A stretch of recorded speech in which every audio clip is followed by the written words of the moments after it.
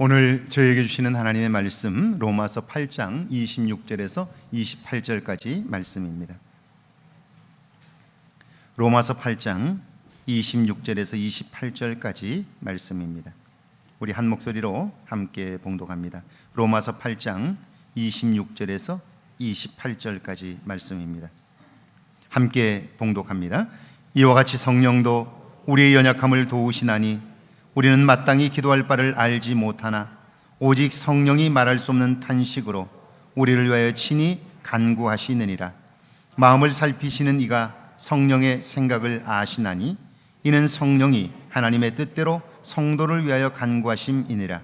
우리가 알거니와 하나님을 사랑하는 자 곧 그의 뜻대로 부르심을 입은 자들에게는 모든 것이 합력하여 선을 이루느니라. 아멘. 하나님의 말씀입니다. 할렐루야. 할렐루야.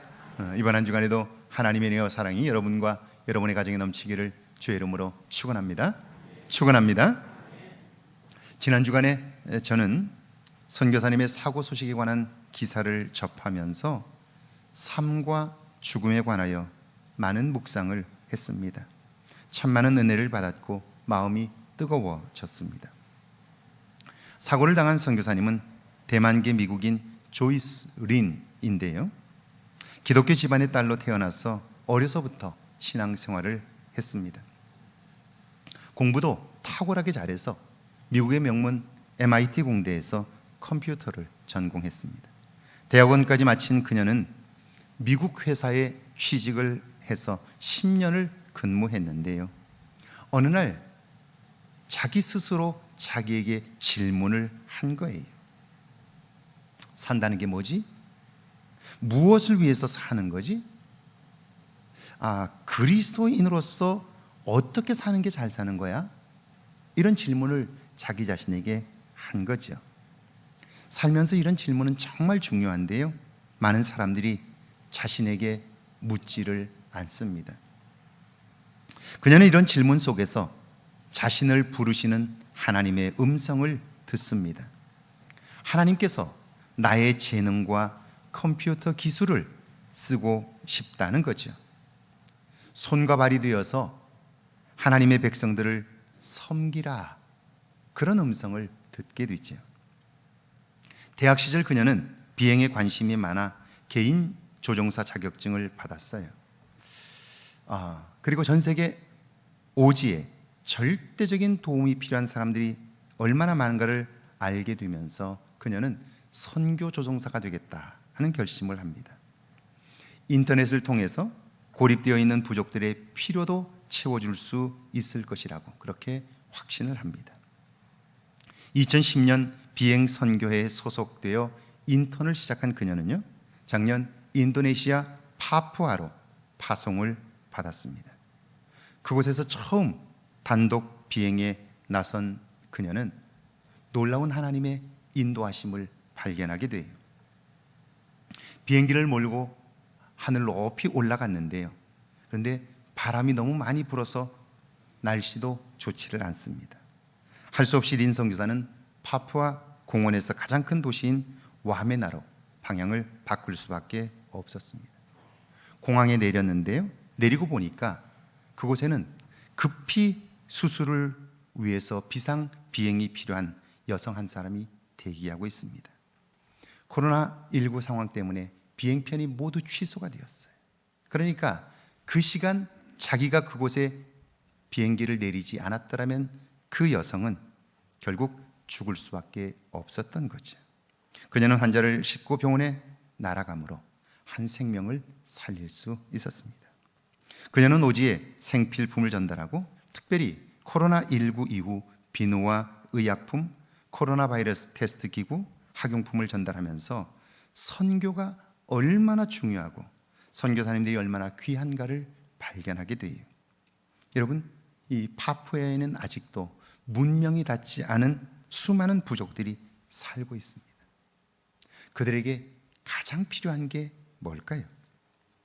먹을 것, 마실 것, 입을 것 중요하죠. 그러나 가장 중요한 것은 아니에요. 그들에게 가장 중요한 것은요, 절대적으로 필요한 것은요, 복음입니다. 선교사님들이 그곳에 들어가기 전까지 그곳에 있는 부족들은 대대로 서로를 죽고 죽이며 살아왔어요.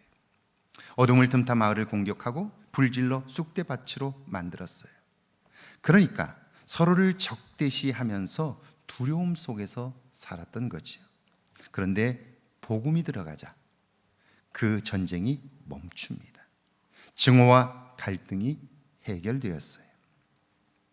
그런데 지난 12일 충격적인 소식이 전해집니다.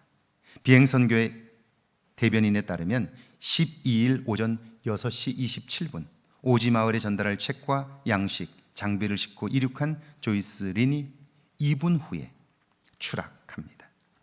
2시간 뒤 린은 호수에서 차가운 시신으로 발견되었습니다. 40년을 살다 그렇게 하나님께로 갔는데요. 여러분은 이런 린의 삶을 어떻게 평가하시겠습니까? 의미 없는 죽음인가요?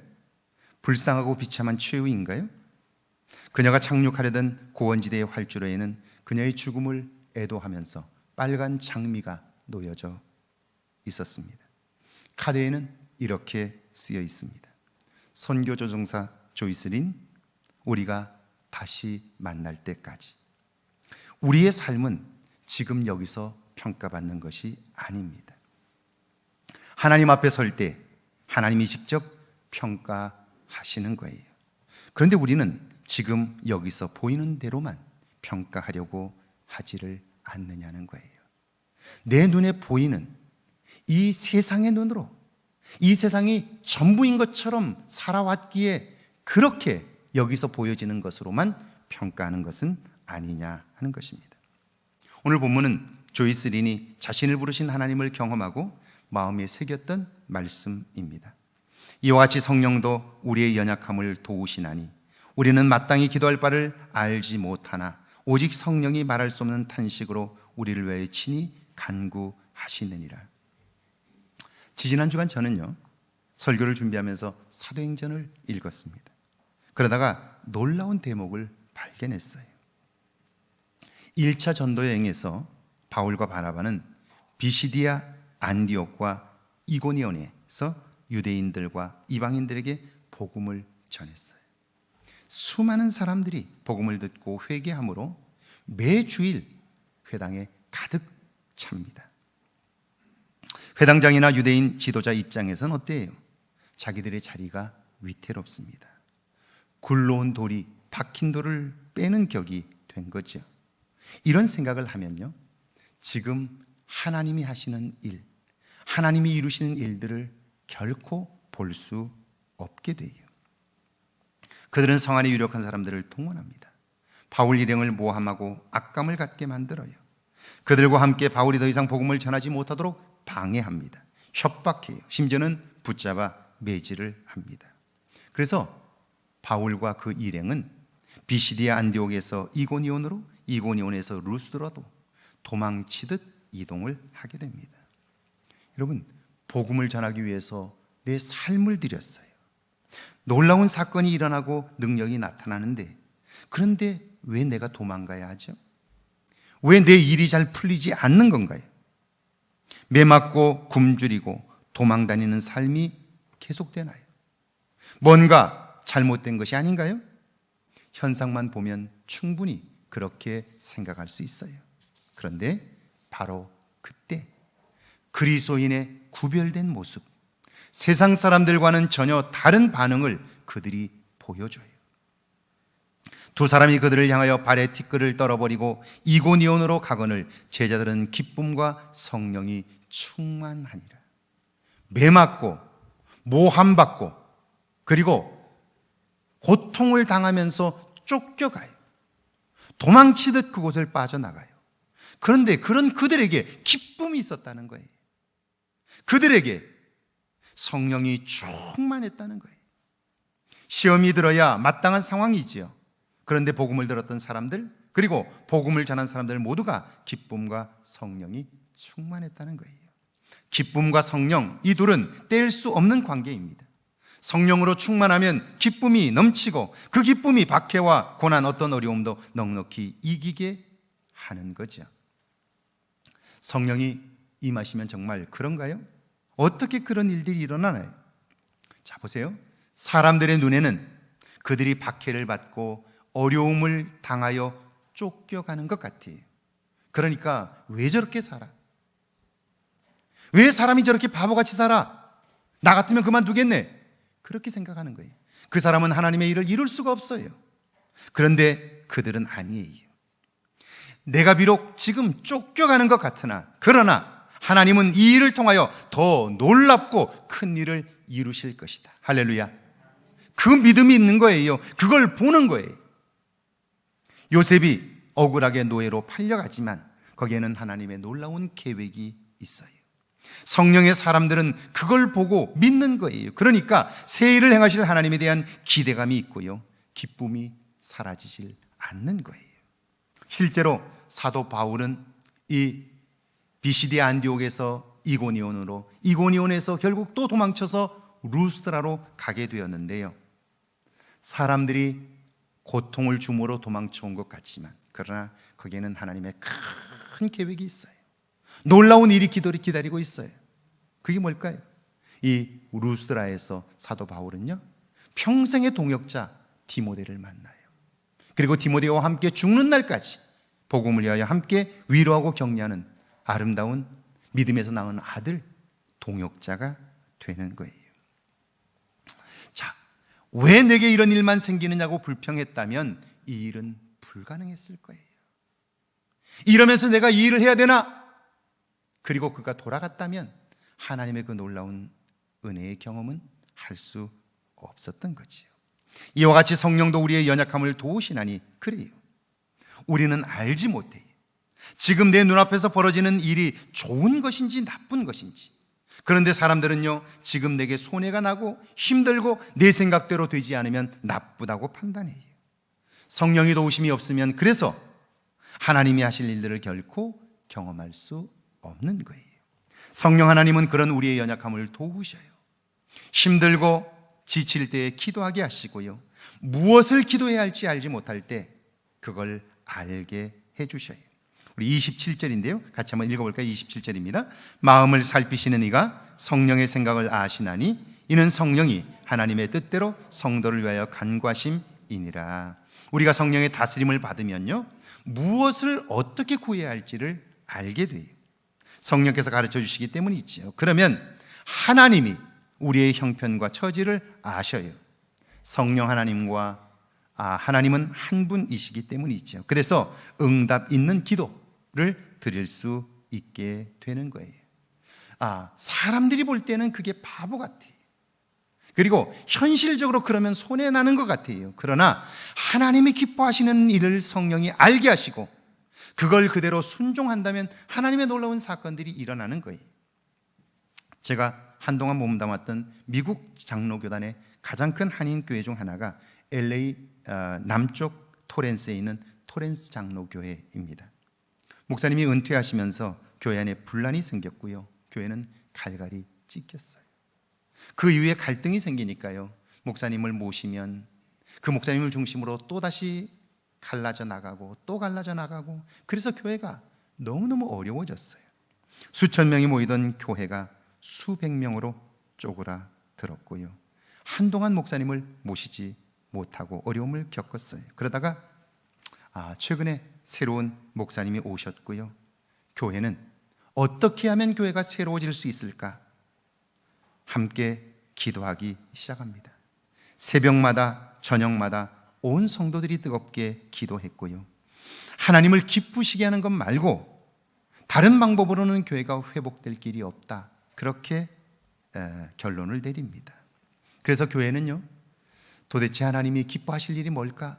우리 이곳에 집중해서 함께 기도하자, 그렇게 기도 제목을 가지고 기도했고요, 목사님과 당회 그리고 온 성도들은 중요한 결심 하나를 했습니다. 그것은 코로나19로 인해 어려움을 겪고 있는 이웃들과 50명 미만의 교회들의 렌트비와 목회자 사례를 돕자 하는 거예요. 3월 29일부터 4월 19일까지 한 달 동안 들어온 헌금 전부를 그들을 돕는 데 쓰자 하는 거예요. 근데 여러분, 그 교회는요, 건물이나 시설들이 엄청나요. 제가 그 교회를 여러 번 가봤죠. 자주 가봤죠. 그러니까 아는데요. 그 유지비가 엄청납니다. 헌금이 없으면 빚을 져야 돼요. 근데 그 오랫동안 갈등을 겪으면서 교회의 재정은 바닥이 나 있어요. 그런데도 한 달 동안 들어온 헌금 전부를 그들을 돕는 데 쓰자라고 결정을 한 거예요. 자, 그런데 상황적으로 보면 그 일이 바보 같은 일이에요. 더 교회를 어렵게 할 수 있을 것 같아요. 그런데요, 그 일을 결정하고 그 일을 실행하면서 교회는 엄청난 은혜를 경험하게 돼요. 한 주 한 주 지나면서 헌금이 늘어요. 그리고 숫자가 점점 늘기 시작해요. 더 놀라운 것은요, 그 일을 실천하면서 성도들의 얼굴이, 그동안 일그러졌던 성도들의 얼굴, 구겨졌던 마음들이 펴지고 얼굴이 환하게 웃음을 회복하게 되었어요.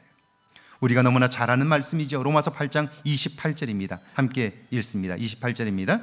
우리가 알거니와 하나님을 사랑하는 자, 곧 그의 뜻대로 부르심을 입은 자들에게는 모든 것이 합력하여 선을 이루느니라. 우리가 알거니와, 믿는 사람들이 확실하게 알고 있는 것이 하나 있어요. 그것은 하나님을 사랑하는 자, 하나님을 둘째, 셋째로 여기는 것이 아니라 첫째로 두고 사는 사람, 내 삶에서 하나님을 첫 번째로 두고 사는 사람, 손해가 나고 자존심이 상하고 억울하다고 느껴도 하나님께 유익하면 나를 포기할 줄 아는 사람, 이런 사람이 그분의 뜻대로 부르심을 입은 사람들이죠. 그들에게는 모든 것이 합력하여 선을 이룬다는 거예요. 이것을 확실하게 알기 때문에 믿음의 사람은요, 성령의 사람은 일희일비하지 않아요. 눈앞에 펼쳐지는 일에, 상황에 마음을 빼앗기고 흔들리지 않아요. 모든 것이 합력하여 선을 이룬다는 말씀은 그러므로 우리 눈에 형편없는 것이 보석이 되고요, 망하고 실패하고 다 무너진 것 같은 것들이 보물이 된다는 뜻이에요. 그러니까 내 판단을 가지고 살면 하나님이 하신 일을 절대 경험할 수 없고요, 결국 내 삶은 무너지고 만다는 거죠. 이런 거예요. 구약의 에스더서에 보면 페르시아의 권력자 하만 총리는 포로 주제에 자신에게 굽실거리지 않는 모르드게로 인하여 유대인 전부를 살해할 계획을 세웠습니다. 교묘한 방법으로 왕의 재가를 받았고요, 어인이 찍힌, 왕의 도장이 찍힌 문서를 전국에 발송했습니다. 이제 시간만 지나면 유대인들은 전멸될 수밖에 없습니다. 그런데 그때까지도 못 참은 하만은요, 높은 장대를 준비하여 모르드게를 그곳에 달아 죽이려고 작정을 했습니다. 치밀한 계획을 세웠어요. 여러분, 그는 당시 세계를 호령하던 페르시아 제국의 2인자였습니다. 왕의 신임을 절대적으로 받고 있어요. 그러니까 그의 계획은 100% 실행이 되는 거예요. 그렇다면 하나님을 사랑하는 자 모르드게의 운명은 어떻게 될까요? 죽을 수밖에 없는 거죠. 상황적으로 그래. 성경은 그가 죽임당하기 전날 상황을 이렇게 묘사했어요. 그날 밤에 왕이 잠이 오지 아니하므로 역대일기를 가져다가 자기 앞에 읽히더니 그 속에 기록하기를 문을 지키던 왕의 두넷이 빅다나와 데레스가 아하수에로 왕을 암살하려는 음모를 모르드게가 고발하였다 하는지라. 그날 밤은 하만이 모르드게를 장대 끝에 달아 죽이려던 전날 밤입니다. 이제 날만 새면 그는 죽는 거예요. 그런데 여러분, 이 일이 있기 전날 밤에 우연 같은 일들이 반복적으로 일어나요. 보세요. 왜 하필이면 그날 밤 왕이 잠들지 못했을까요? 잠이 오지 않으면 할 수 있는 일들이 정말 많아요. 그런데 왜 역대일기를 가져오라고 했을까요? 역대일기가 얼마나 많아요. 어마어마하게 많아요. 그런데 그 중에서 정확하게 암살 기도 사건이 있었던 그 책, 그걸 가지고 왔어요. 그리고도 펼쳐보니까 그 사건이 있었던 부분이에요. 어떻게 정확하게 모르드게의 이름이 적힌 부분을 읽게 되었을까요? 너무나 신기하지 않습니까? 그뿐이 아닙니다. 그 이야기를 듣고 왕은요, 의문이 생겼어요. 사실 그냥 넘어가면 되는 건데, 그런데 그걸 읽고 나자 의문이 생겼어요. 과연 영모를 고발한 자에게 어떤 상을 내렸을까 궁금한 거예요. 누가 궁금하라고 한 거 아니에요. 그거 어떻게 되는지 좀 알아봐 주십시오, 이야기한 거 아니에요. 그런데 왕의 마음속에서 그게 자꾸 알고 싶은 거예요. 그래서 신하에게 묻습니다. 그에게 준 관직과 상급이 무엇이냐? 그런데 아무런 보상도 하질 않았어요. 여러분, 그렇다면 누가 목숨을 걸고 고발하겠어요? 왕은 총리 하만을 부릅니다. 그리고는 내가 존귀하게 여기는 자에게 어떤 상을 주면 좋겠느냐라고 묻습니다. 모르드게가 이런 일을 했는데 그에게 어떤 상을 주면 좋겠느냐 그랬다면 하만은요, 줄 필요 없습니다 그랬을 거예요. 그런데 하만은 생각하기를 왕에게 존귀의 여김을 받는 자는 이 나라에 나밖에 없다고 생각한 거예요. 그래서 가장 귀한 상급을 이야기하는데요, 왕이여, 그런 자에게는 왕복을 입히고 왕관을 씌우고 왕이 타는 말에 그를 태우십시오. 그리고 성안을 돌게 하여 왕을 돕는 자들에게 이런 상을 내린다는 걸 보여주십시오. 그렇게 말해요. 자기라고 생각한 거예요. 나를 상을 주려고 한다고 생각해서 정말 말도 안 되는 일이죠. 어떻게 왕복을 입게 해요? 왕관을 쓰게 해요? 그건 왕만이 할 수 있는 거예요. 그런데 그렇게 하라는 거예요. 자기인 줄 알았어요. 여러분, 하나님이 하시는 일이 정말 기막히지 않나요? 결국 모르드게는 상급을, 하만은 자기가 준비한 장대에 달려 비참한 죽음을 맞이해요. 모든 것이 합력하여 선을 이룬다는 말이 바로 그런 뜻이에요. 이 일이 이루어지기 전까지 그 일은 바보 같은 일이고 억울한 일이고 분통 터지는 일이고 형편없는 일이에요. 그래서 사람들은 하나님이 하실 일을 보지 못하기 때문에 그걸 경험하지 못하는 거죠. 믿음이 없이는 하나님을 기쁘시게 할 수 없다는 말이 바로 그런 말이에요. 내 생각대로만 살면 결국 잘 되는 것 같으나 내 삶은 점점 지쳐가고 삶의 기쁨은 없고 그렇게 되는 거죠. 그러나 믿음으로 성령의 사람이 되어 하나님의 일들을 보기 시작할 때 모든 것이 합력하여 선을 이루시는, 할렐루야, 안 될 것 같아도 되게 하시고 내 눈에 형편없는 것 같으나 보석 같은 일들을 이루시는 하나님을 경험하게 되는 거죠. 하나님을 사랑하는 사람의 눈길은 항상 그래서 하나님을 향해 있어요. 매일매일 나의 연약함을 고백하십시오. 거기서 멈추지 말고 성령의 도우심을 구하십시오. 성령의 사람은 오늘 우리가 구해야 할 것이 무엇인가를 알게 되고요, 합력하여 선을 이룬다는 믿음으로 우리가 기필코 하나님의 승리를 경험하게 되는 거죠.